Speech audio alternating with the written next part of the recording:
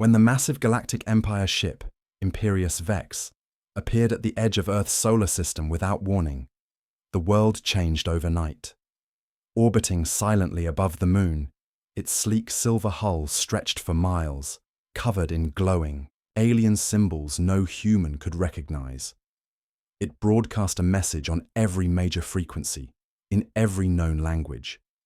The Empire claimed to be a peaceful civilization, offering guidance, protection, and eventual inclusion into their grand interstellar order. But the words felt too polished, too perfect, like someone offering a handshake with one hand while hiding a blade in the other. Earth, united under the Terran Accord for over 2 decades, didn't panic. Instead, they listened, observed, and prepared quietly. Behind the scenes, defense satellites activated, encrypted channels lit up with silent coordination, and intelligence agencies across continents shared every bit of data they could gather about the ship and its unknown technology. Then came the landing. A shuttle from the Imperius Vex descended through the clouds and touched down in Geneva, Switzerland, the heart of Terran diplomacy. Out stepped Lord Xanthor, a tall, pale alien dressed in golden robes, his long arms folded behind him, eyes glowing faintly blue. His voice was calm, cold, and practiced. Standing before Earth's leaders and a global audience, he spoke not as a guest, but as a ruler. He declared humanity a primitive yet promising species, ready for uplift under imperial guidance. The words were sharp, cloaked in politeness, but every listener could hear the real message beneath. Earth was seen as weak, unsophisticated, and ready to be brought under control. The reaction was immediate, but not loud. Not yet. Cameras rolled, and the world watched as President Amina Chow of the Terran Accord stood to reply. Her expression was steady, her voice even. "Earth is not for sale," she said. "Not today, not ever."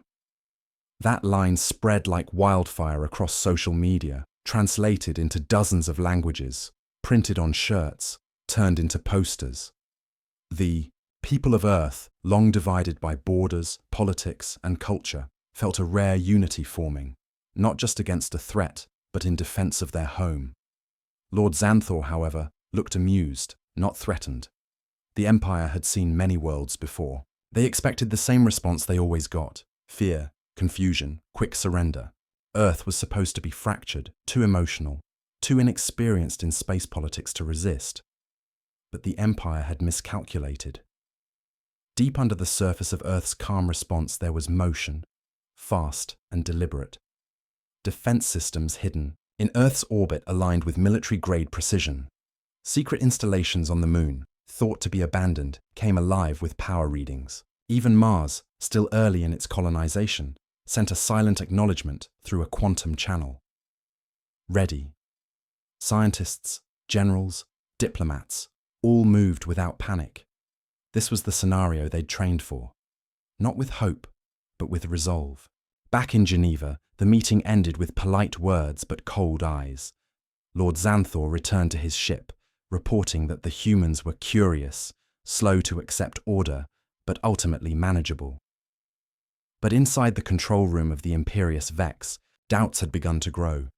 Earth hadn't responded with desperation or ignorance. Instead, it responded with calm resistance, strategic patience, and a message that felt far bigger than any single speech.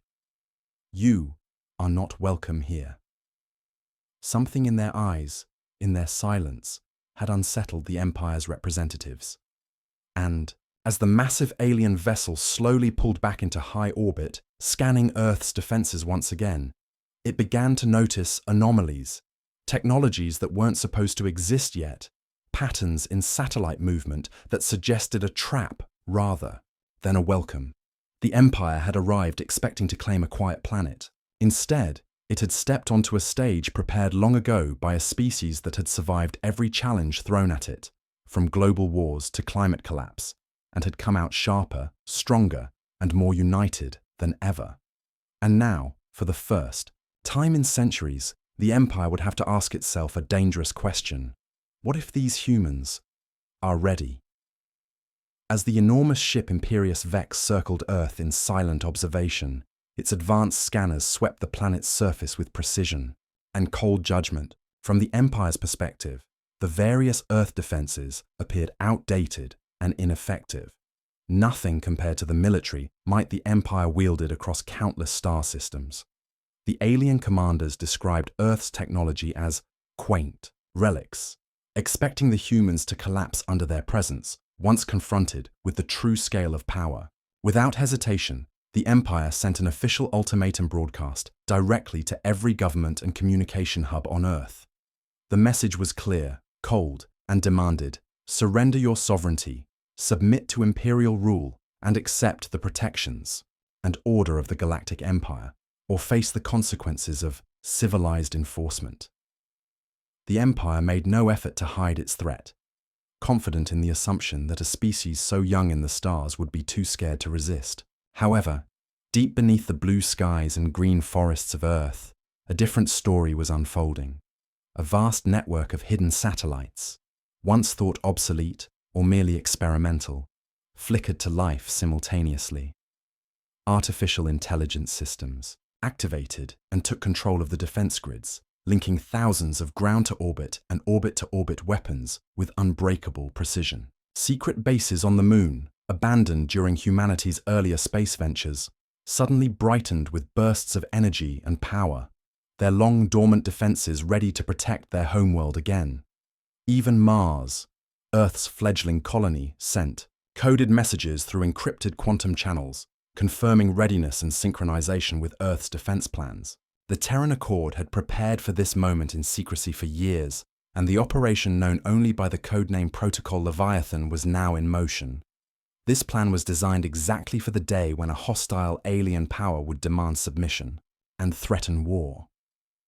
The people who had once doubted Earth's readiness now witnessed a global response born from decades of hidden research, international cooperation, and unyielding resolve. On Earth itself, former military leaders, experts in quantum physics, and retired strategists were urgently recalled to duty. These veterans of past conflicts, together with the brightest minds from every continent, assembled in secure command centers, their faces lit by flickering holographic displays showing real-time movements of the alien vessel and the status of Earth's defenses. The world's media, once fragmented by national borders and political agendas, united under a powerful message that resonated deeply with billions. Headlines blazed across every screen, newspaper, and radio station: "You are not welcome here." This simple phrase became a rallying cry for every person on the planet, a declaration that no matter the odds, Earth would not bow to external threats or foreign domination. Behind the scenes, military units trained relentlessly, preparing for what many believed was inevitable: a direct confrontation with the Galactic Empire. Scientists raced to perfect energy shields, missile systems, and AI-controlled drones capable of rapid adaptation. Communications specialists worked to keep Earth's transmissions safe from Empire interception or sabotage. Even ordinary citizens felt the change in the air. New drills, increased security, and a shared sense of purpose that had never existed before on such a scale. The Empire, meanwhile, underestimated the depth of humanity's determination. Their arrogance blinded them to the countless hidden defenses and the unity forged in Earth's history through struggle and survival.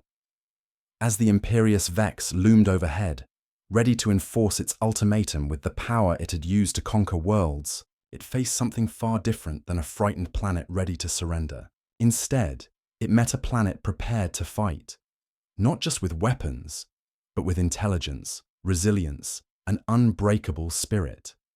The stage was set for a conflict that would ripple across the stars, challenging the Galactic Empire's belief that it ruled without question. Earth had sent its message loud and clear: it would not be conquered, and any attempt to impose control would be met with fierce resistance born from a history of overcoming impossible odds. The balance of power was shifting, and the quiet planet circling an ordinary star was no longer just a backwater world. It was a spark that could ignite the galaxy. When the first wave of Empire drones crossed into Earth's atmosphere, they expected easy victories, an unprepared planet with weak defenses that would crumble beneath their superior technology. Instead, the drones found themselves caught in a web they hadn't anticipated. Their sensors were jammed by invisible waves that scrambled their targeting systems. Their cameras suddenly went dark, unable to see through Earth's electronic smokescreens. One by one, drones fell from the sky, struck down by precision laser fire and electromagnetic pulses carefully timed and released from hidden ground stations and orbital platforms. What the Empire did not yet know was that beneath the shadowed surface of the moon, humanity had completed Project Horizon, a fleet of sleek, self-repairing interceptors equipped with advanced artificial intelligence. These drones, built in secret over years of effort, could work together as a coordinated swarm, repairing damage during battle and adapting to enemy tactics almost instantly. The moon's dark side, long out of reach and out of sight, became the birthplace of Earth's most formidable weapon. As Project Horizon's interceptors took to the skies, the Empire's forces were stunned by the sudden appearance of a fleet that seemed to come from nowhere, outmaneuvering and outgunning their drones at every turn. The Empire's arrogance grew to frustration as they shifted tactics, trying to seize control through ground incursions. They landed small units in the deserts of Africa and the jungles of South America, assuming these remote locations would be easy to overwhelm. But humanity's response was relentless. Local resistance groups, trained and armed by the Terran Accord, struck back with guerrilla tactics that combined technology and creativity. They set traps that disabled alien vehicles, used the terrain to their advantage, and communicated in secret codes that the Empire's forces could not break. The Empire's soldiers were forced into a brutal, exhausting fight where every step forward came with heavy losses. Instead of the quick conquest they imagined, the invading forces faced an enemy that was unpredictable and unyielding. The resistance was not just physical, it was mental. Humans adapted quickly, learning from each encounter, turning failures into lessons, and never allowing despair to take root. Across the battlefield, whispers spread among the Empire's troops about the strange courage and stubbornness of the humans. During one particularly fierce clash deep in the Amazon jungle, an Empire general, his voice shaky with disbelief, transmitted a message back to his superiors, asking the question that haunted many: why are they not afraid? The reply came from a soldier hidden among the fighters, his voice calm and steady despite the chaos. Because we've faced extinction before, this is just Tuesday. This single sentence captured the spirit that drove Earth's defenders. No matter the odds, no matter the enemy, humanity refused to surrender or break. Every victory they won built confidence. Every defeat sharpened their resolve. News of these battles spread quickly, not just among humans, but throughout the galaxy. Other species began to watch in awe as Earth's people, once considered primitive, stood firm against the Empire's might. The Empire's invasion, meant to be swift and absolute, had turned into a grinding war of attrition. On Earth, scientists worked tirelessly to improve Project Horizon's drones, developing new ways to disrupt Empire communications and protect cities from orbital bombardment. Military leaders coordinated efforts across continents, sharing intelligence and resources with unprecedented cooperation. Even civilians took part, volunteering for support roles, helping to build shelters and boosting morale. The world was united in a way that had never been seen before, brought together by a common enemy and a shared will to survive. As the battles raged on, the Empire slowly realized that Earth was not the easy target they had believed. Instead, they had awakened a force that was fierce, adaptive, and ready to fight for every inch of their home. And the humans had sent a clear message with every strike. Their spirit was unbreakable, and their courage unstoppable. The war was far from over, but Earth had already begun to turn the tide. The Galactic Council, a powerful group of alien civilizations that had long watched events unfold across the universe with quiet detachment, suddenly found themselves deeply concerned by what was happening on Earth. humanity's fierce defiance against the might of the Galactic Empire sent ripples through the stars, stirring feelings that many species had kept hidden for centuries. Stories and reports of Earth's resistance spread quickly, reaching worlds under the heavy hand of the Empire's rule. Over 60 of these planets, each struggling quietly under Imperial control, began to whisper ideas that had long been dangerous to even think aloud. If the Terrans, so young and unknown, could stand firm against the Empire, then perhaps the subjugated peoples could rise up as well. The quiet murmurs grew into louder calls for freedom, sparking unrest and even open rebellion on several worlds.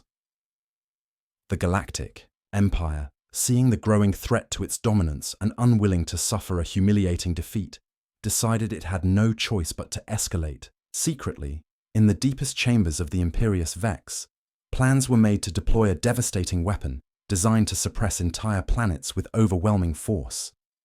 This weapon, a technological marvel of destruction, could wipe out resistance within minutes and force Earth to surrender on the spot. Confident in their superiority, the Empire prepared to fire it without hesitation. Yet, they had severely underestimated the reach and skill of Earth's intelligence services. For years, Earth and its colony on Mars had worked closely together, developing espionage programs so advanced that their spies could slip unnoticed into the highest levels of enemy territory. A carefully chosen team of Earth and Mars operatives managed a daring infiltration of the Imperious Vex, bypassing security. Measures with a combination of cutting-edge technology and human courage. Inside the ship's labyrinthine corridors, these agents worked swiftly, locating the weapon and disabling its systems just moments before it could be launched. This bold action not only saved Earth, but also delivered a powerful message. Humanity was capable of striking at the heart of the Empire itself. As the battle escalated, Earth's orbital fleet, consisting of ships constructed with rapid innovation and immense care, surrounded the Imperious Vex like a tightening noose. The giant ship, once the symbol of imperial power and control, was now isolated and crippled. From her command center, President Amina Chao transmitted a final, unwavering message to the Empire.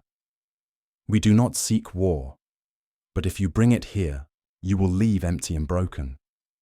Those words echoed across space, carrying the weight of Earth's determination and unity.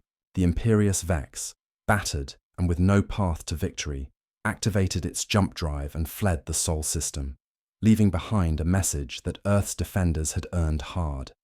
The planet stood triumphant, its people untouched by the Empire's attempts to conquer or destroy them. The victory was not just military but symbolic, a reminder that strength comes not only from weapons but from courage, unity, and the willingness to fight for one's home. Around the galaxy, other species began to see Earth not as a minor player, but as a beacon of hope and defiance against oppression. The Galactic Empire, once sure it would break humanity quickly, found itself shaken and uncertain. The seeds of rebellion had been planted, and the story of Earth's stand would inspire countless others to rise. As Earth celebrated quietly, preparing for whatever challenges might come next, it was clear that this was only the beginning of a new chapter, one where humanity would no longer be overlooked or underestimated. They had sent a message to the stars. Earth was free, strong, and ready to protect itself against any threat. After the Imperious Vex vanished into the depths of space, crippled and defeated, Earth's leaders understood that their victory was more than just a battle won. It was a message that needed to reach far beyond the stars. In a historic move, the Terran Accord prepared a galactic broadcast unlike any other, one that did not speak of conquest or domination, but of warning and hope. The message was clear, calm, and powerful. We are not subjects, we are not alone, and we are not afraid. This transmission was sent across the galaxy, reaching every corner, every listening post, and every ship that dared to tune in. It was a reminder that humanity, once thought insignificant and vulnerable, had stood against the greatest power in the universe and emerged undefeated. This message inspired a ripple effect through the Galactic Empire's vast territories. Among the Empire's countless worlds, discontent had long been simmering beneath the surface. Planets that had been forced into submission began to whisper. Stories of Earth's defiance, tales of ordinary people rising to face impossible odds. These stories spread like wildfire, lighting sparks of hope and courage in places where fear had once reigned. Rebellion, once just a quiet murmur in hidden corners, grew stronger and more organized. Groups of freedom fighters in distant systems began to coordinate, drawing strength from the knowledge that even the mighty empire could be challenged. In response to this shifting tide, the Terran Accord established a diplomatic outpost on a recently liberated moon, a place that quickly became a symbol of resistance and freedom. This outpost was more than a base.